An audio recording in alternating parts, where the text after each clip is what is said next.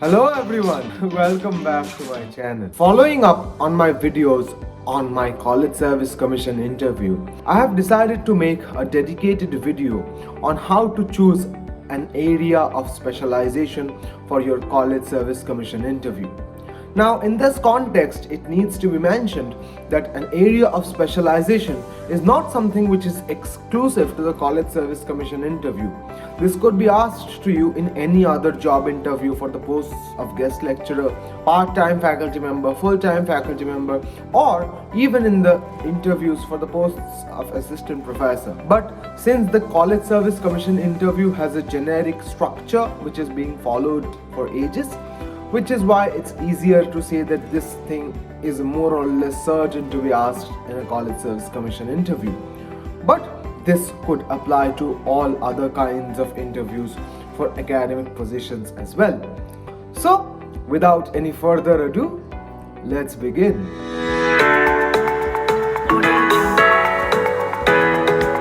An area of specialization is a particular section from a particular time period, in my opinion. According to many people, a special area is just a time period, for example the Victorian age or the Romantic age.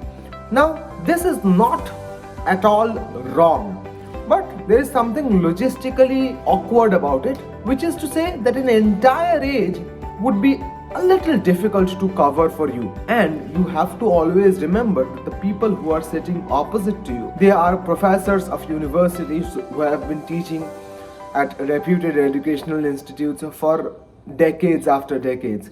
So if you choose a particular time period and nothing specific within that, then there is a small chance that your interview might go anywhere they want to take it.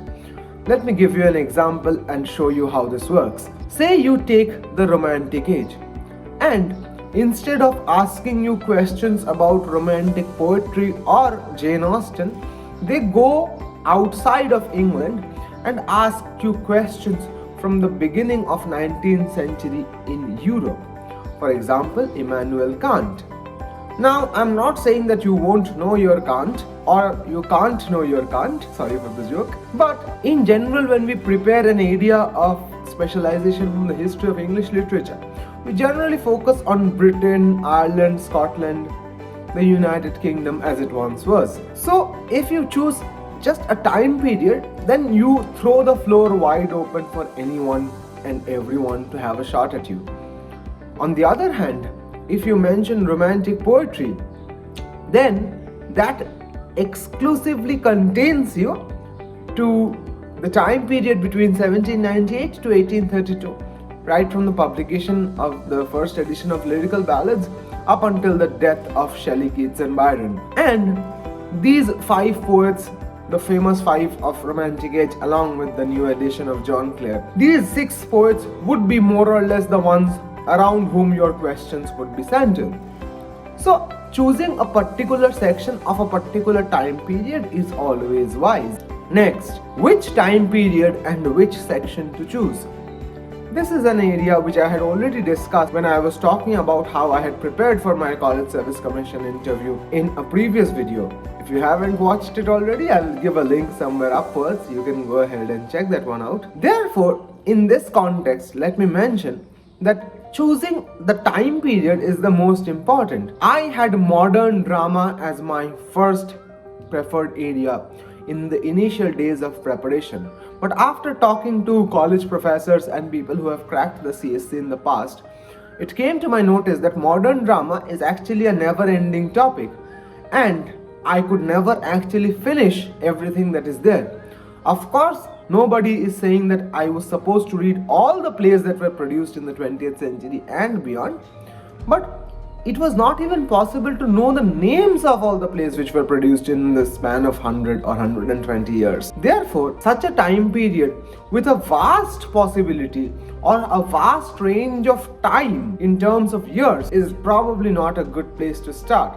Which is why I always advise people to go for time periods like Augustan, Romantic, Elizabethan, Renaissance, Restoration, and the like. Now, in this context, for example, if you take, say, Augustan age, and you choose Augustan poetry, what are your advantages and disadvantages.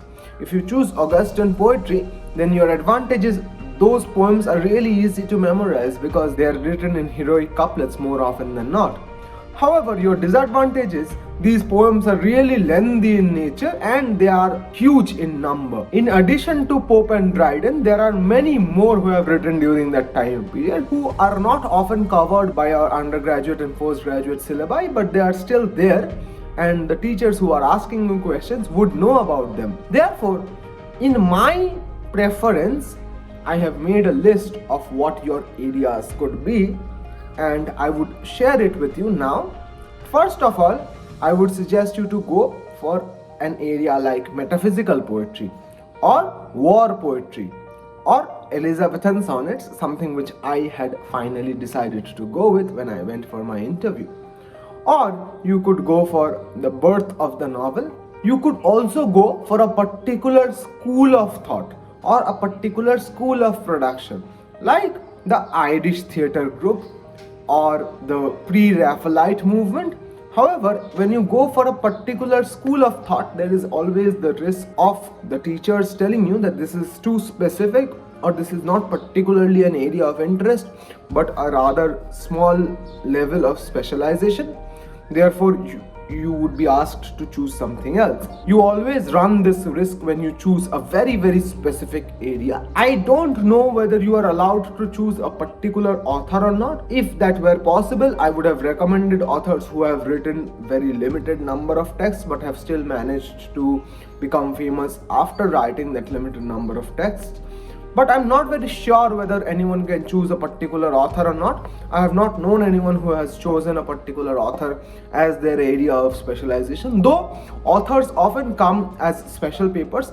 I remember when I was a student at Jadavpur University Department of English during my post-graduation days, we had a special paper on W.B. Yeats, and there were other special papers on other authors as well, Rabindranath Tagore being another one of them.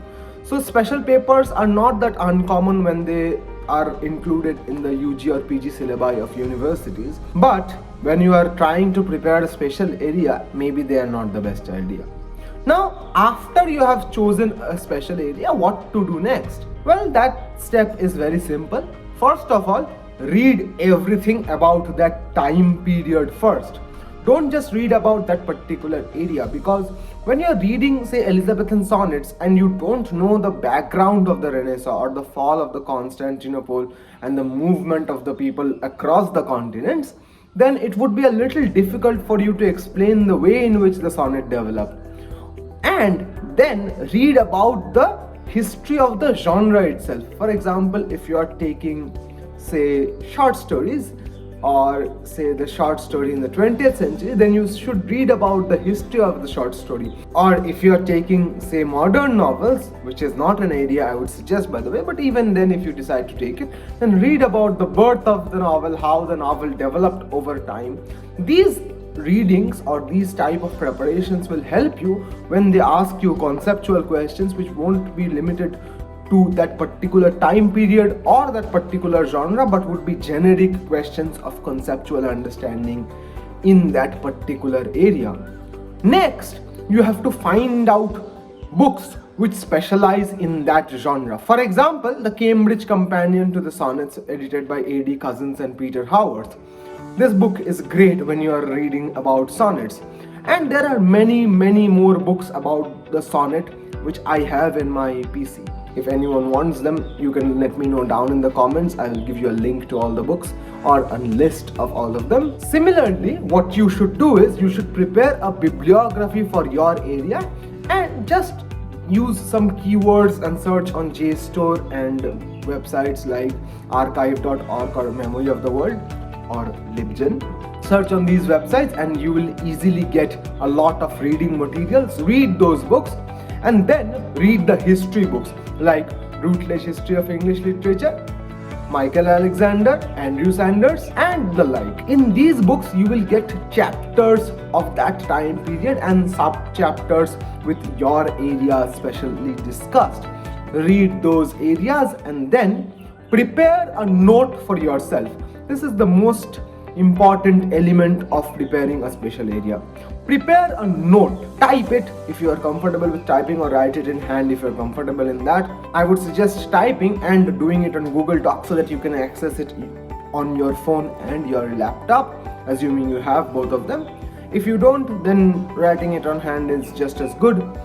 Make a note. First of all, structure the note properly: an introduction to the area, an introduction to the time period, an introduction to the genre. Then make a list of all the possible people who have written that particular genre in that particular time period. And then on the right hand side of their names, enlist all the texts that they have written in that particular genre. And if there are some, say, seminal texts, for example, if you're taking Western poetry, then Rape of the Lock or Macflegno, then write small notes about them within your note itself.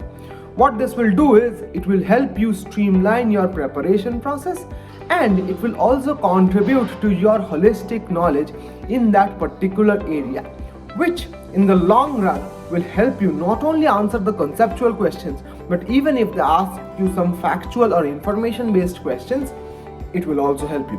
While you are listing the texts, please don't forget to write the years of their publication in the bracket, and if there is some text about which there is a discrepancy about the publication, please write it in a footnote, because these type of questions are very common in CSC about publication discrepancies, in which year was some text published. And if you are doing a particular area with very famous texts, it could do you well to memorize the first few lines of those texts. If you can do that, they sometimes ask you what is the first line of this, what is the first line of that. Though that did not happen with me, it happened with someone else in the past whom I know. So I would advise you to read some of the texts at least from the area which you are thinking to prepare as your specialization. So that is it for today.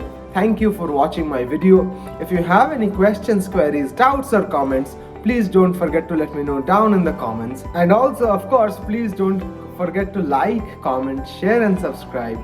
I will see everyone in the next video. Till then, hasta la vista.